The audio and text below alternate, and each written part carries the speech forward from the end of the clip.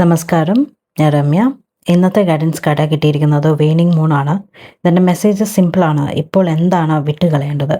ഇപ്പോൾ നിങ്ങളുള്ള situation already ഒരു peak കഴിഞ്ഞിട്ടുണ്ട്. അതുകൊണ്ട് പുഷ് ചെയ്യേണ്ട സമയമല്ല ഇത്. കുറച്ച് സ്ലോ ആൻഡ് കുറച്ചുകൂടി ഈസി ആയിട്ട് പോകാൻ പറയുന്ന ഒരു എനർജിയാണ്. പുതിയ കാര്യങ്ങൾ തുടങ്ങാൻ പറ്റുന്ന ഒരു സമയമല്ല. പകരം നമ്മുടെ മനസ്സിലുള്ള ഇമോഷണൽ ബാഗേജ് എല്ലാം റിലീസ് ചെയ്യുക.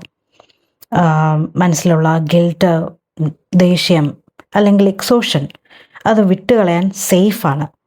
ഒരാളോട് സോറി പറയേണ്ടതായിട്ടുണ്ടെങ്കിൽ അതിന് ഇപ്പോഴാണ് നല്ല സമയം. മെഡിറ്റേഷൻ, യോഗ, സൈലൻസ് ഇതൊക്കെ വളരെ ഹെൽപ്ഫുള്ളായിരിക്കും.